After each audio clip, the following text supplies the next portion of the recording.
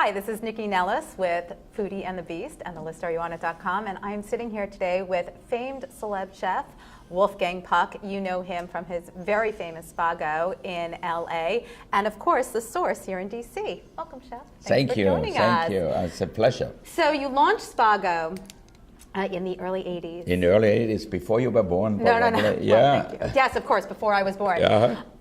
With California cuisine, it's now we called. really were the first restaurant where we said, you know what, we're going to use local ingredients and then make different kind of preparations by involving maybe different cultures, using different cultural stuff. Like we were the first restaurant to serve raw tuna in a Caucasian-style restaurant. Really? We also made our pizzas with smoked salmon. I tried to make a Peking-style duck. So it was really what Los Angeles was and is a city of many different cultures, but we are lucky there because we have so many fantastic ingredients.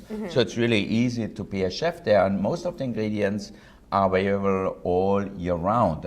Different ones, but you can go to the farmer's market in January and get fantastic carrots and spinach and things like that. Well, so now, years later, the availability of product is completely different. And after a year, you opened Chinois. So what was the impetus for Chinois? How did you go from this very sort of American dining, even though you were pulling things from all over the world, and focus more on Asian techniques? Well, I really always enjoyed Asian food, and I like spices and so on. So and I went to Chinatown in LA all the time. And when this little space became available in Santa Monica, instead of doing another Spago, which everybody was expecting, I said, no, I want to make a Chinese-style restaurant. But I don't want to make it traditional so that, we had many traditional Chinese restaurants in Chinatown. So I said, I'm going to do it my way without really studying Chinese techniques. Now, I knew how to tend to wok and a few things like that, but I was making sauces. Instead of thickening them with a little cornstarch, I used to thicken them with butter. So to me, it tasted really good. It took a little time to define different flavors because at the beginning, I added ginger, scallion, and garlic to everything almost. Make a paste out of it and stir it into the sauce, and it tastes good. So, but then one day a food writer told me, you know what, your dishes are delicious, but they all almost taste the same. Oh, well, and there was a reason for it. And I said, you know what? You're absolutely right. I put the same ingredients because I liked it. And so then little by little it started to grow and it became very successful and it's still open in the same place, after 28 years. That's but incredible. We expanded it a little bit and opened some similar restaurants now, like here the Source and 560 in Dallas. And now we have a new one in downtown Los Angeles. It's called WP24. Right. So with the Chinese New Year here, it's the year of the rabbit. There's rabbit on the menu. And there is a great fear of rabbit in this country. A lot of people sort of shy away from eating rabbit. What would you say to those people? I don't personally, but you see people all the time like, I won't eat rabbit. I don't know if they think a thumper. I don't know what happens, but there is a lot of remarks about it. Yeah, I'm sure people here have a lot of different kind of phobias and different kind of worried about eating certain things. Like, for example, you go to Europe, eating veal kidney is very expensive, as expensive as a veal chop probably. Yet people don't want to eat it here. If I put it on a menu, you get a few French people, maybe a few European people who eat that. A lot of other things too. Like in Austria, we eat a lot of brain. We make it like a Wiener Schnitzel, or we make it with black vinegar butter and capers. Or like in Austria, we eat the lungs. We make a very famous dish with the veal lungs, and and here they use it for dog food.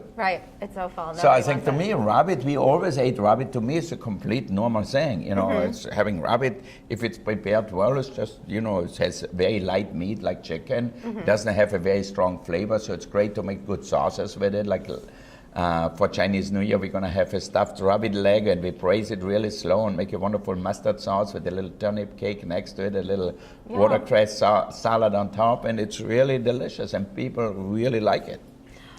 Okay, we're going to fast forward here because I know you got a couple other big things. Aside from Chinese New Year happening at the Source, you have Super Bowl coming in Dallas. So what are you doing for it? Well, we're going to have 3 big Super Bowl party for the NFL in Dallas. Mm-hmm. 2 in our restaurant upstairs at 560. So they rented out the whole restaurant. Now that's a new restaurant, right? That's one of our newest restaurants. Okay. Yeah. And it has a beautiful view of downtown Dallas. We are right next to it at the Hyatt Hotel. That's this tower. It looks like a golf ball on top with this bubble on top. It's one of these old style restaurants which turns around, but the Spinnakers, that's what they were called. Yeah, whatever they call it. Yeah, and we remodeled it like 2 years ago. Ray Hunt really spent $24 million to redo the whole tower and the elevators, the entrances and everything.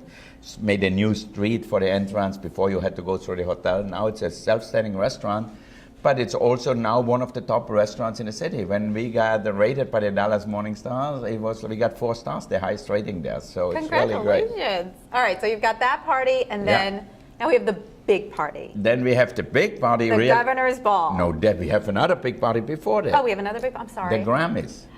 Oh, I forgot. I didn't know the Grammys are in Los Angeles. We do a party for 6,000 people for the Grammys.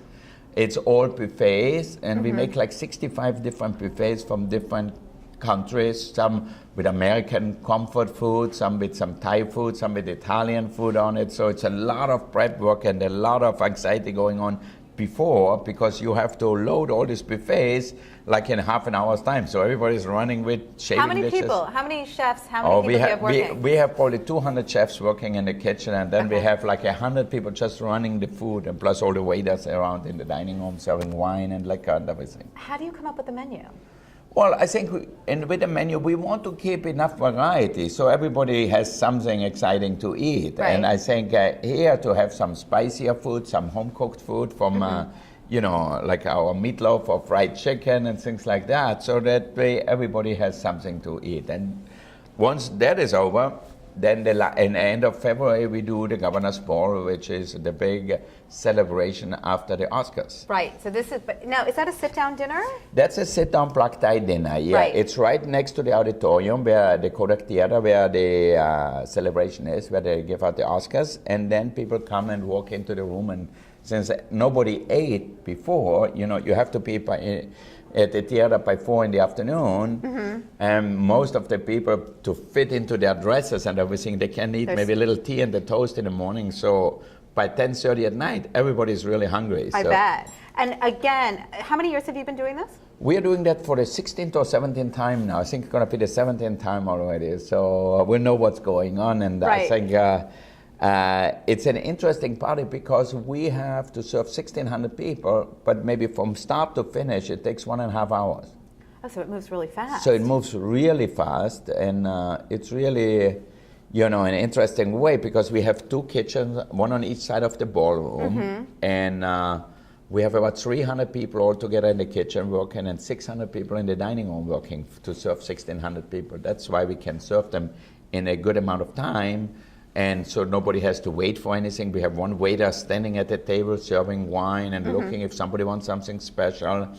I have 10 chefs in the kitchen. If Barbara Streisand says, I want a mushroom risotto, and we can make her a mushroom risotto. If somebody wants a steak, we can make them a steak. Well, that's what I was going to ask. I mean, how do you come up? This is a hard crowd. So how do you come up with a menu for this crowd? And every year you're known for your new Oscar. Yeah. So have you already kind of figured out what you're going to do? I didn't even think about it yet. Okay. What we're going to cook. Well, I think you should start thinking about it. Okay, all right, thank you. I'm going to go upstairs and write the menu right away.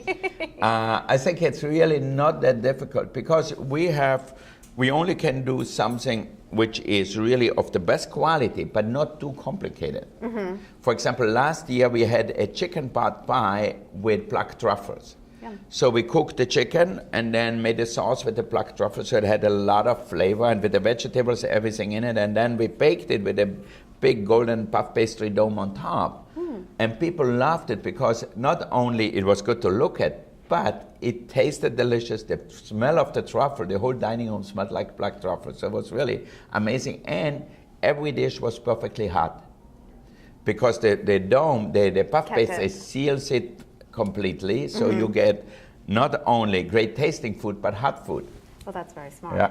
Because that's probably one of the people's biggest complaint is that the food isn't hot, the plate's hot, the food's cold. Yeah, I know. So it's very hot, but we always look out for that, to serve hot food really hot. And like I tell my stewards, and I say, you have to heat up the plate really hot. I don't care if the waiters cannot carry them.